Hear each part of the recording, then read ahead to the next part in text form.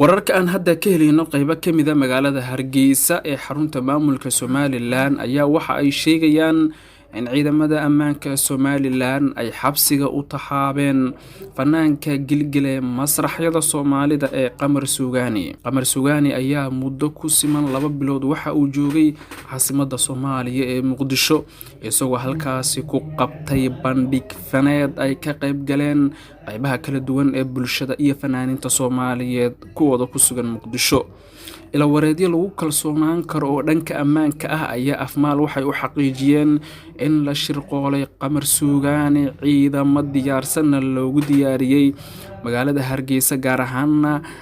garoonka Cigaal halkaas oo la sheegay in laga qabtay sargaal ka tirsan booliiska Somaliland oo aan la hadlay ayaa ii sheegay in ay xogtayaan hayeeshee warfidiyeenka aysan hadda wax jawaab ah ay siin karin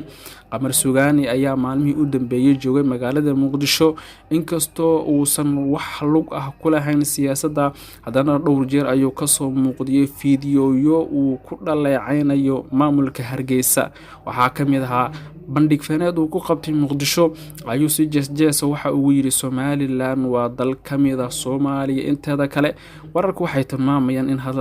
in hadalkaas lagu haysto halka ila xog waalah ay inoo sheegeen in laga yaabo in la sii daayo fanaanka hayeeshee shuruudo dhowr ah lagu xiri doono aabihiis iyo wararku waxay tilmaamayaan inuu gaaray xabsiga dhexe ee magaalada Hargeysa si uu ula gorgortamo laamaha ammaanka sidii ay xorriyadiisa u siin lahaayeen Qamar Suugaani oo wararku ay tilmaamayaan in haatan uu ku jiro xabsi ku yaala magaalada Hargeysa ee xarunta maamulka Somaliland waxaan naga xasuusina daawadayaal inaan la xiriirnay isla markaana aan dhowr jeer wacnay telefoonka Qamar Suugaani hayeeshee nala ka qaban waayay dhinaca kale waxaan la xiriirnay booliiska Somaliland si aan arrintan wax uga weydiino hayeeshee sargaal iga qabtay telefoonka waxa uu sheegay in aysan hadda warbaahinta la hadli karin sabab jiro awgood Somaliland waxa ka mamnuuc ah inay dib ugu soo laabtaan cid walba oo tagta Muqdisho bandhig faneed ku qabata arrimo siyaasadeed lagu halagasha ama wax kale ba ku soo bandhigta sidaas la mid ah magaalada Hargeysa maanta waxa dib xorriyadiisii u helay wiilka caanka ka ah baraha bulshada siiba barta TikTok Bilal Bulshaawi wiilka lagu magacaabo wiilkaas xorriyadiisa ayuu dib u helay waxaana aan xogta ku helay in maalinimada bari ah gabi ahaanba laga soo masaafurin doono gabi ahaanba deegaanada Somaliland isla markaana dib ugu soo laaban doono magaalada tan caasimadda ah ee Muqdisho waxa arinta la yaab kale ay noqonaysaa ma burburi doonaa amse jabi doonaa heshiiskii ay wada gaareen Soomaaliya iyo Somaliland kaas oo dhigayay in marka laga yimaado siyaasiyiinta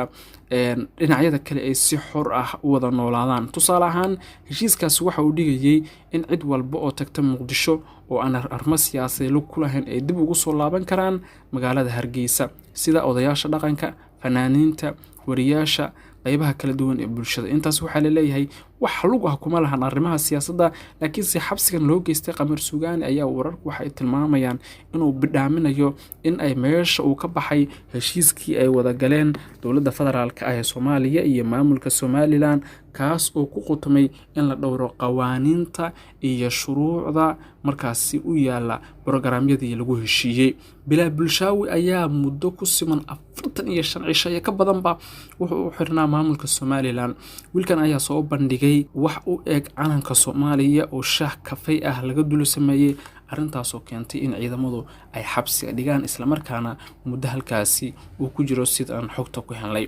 hayeeshee diyaaradda u horeysa oo bari soo aadaysa Muqdisho ayaa la soo saari doonaa inankan sida ay ila wareedyo kala duwan inuu xaqiijiyeen haddaba waxa naga xasuusin ah in aan idin soo gudbin doono warar ku saleysan arrimahaas haddii alla uu saamaxo isla markaana aan dul istaagi doono waxyaabaha keena in xabsiga mar walba la dhigo cid walba oo tagta Muqdisho iyo cid walba oo markaasi arrimo siyaasadeed ku lug leh oo Muqdisho yimaada dhinaca kale ra'iisul wasaare ku-xigeenkii hore ee Soomaaliya Maxamed Cumar Carte Qaalib ayaa dib ugu laabtay Hargeysa